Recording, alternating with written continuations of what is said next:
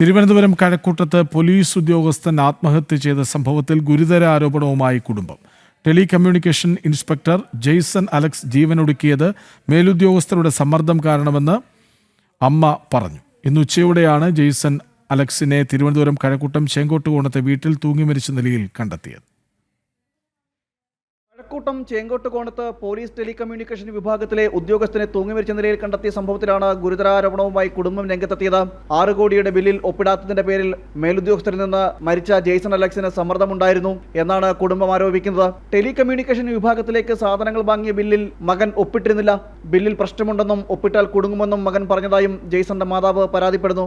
ഈ 6 കോടിയുടെ പ്രോജക്റ്റ് അത് മോളിൽ നിന്ന് പ്രഷറുണ്ട്, അത് ഓക്കെ ആണെന്ന് ഒപ്പിട്ട് കൊടുക്കണമെന്ന്. അവൻ ഒപ്പിട്ട് കൊടുത്തില്ല. അതിന് മുകളിൽ നിന്ന് പ്രഷറുണ്ട്. അത് ശരിയല്ല.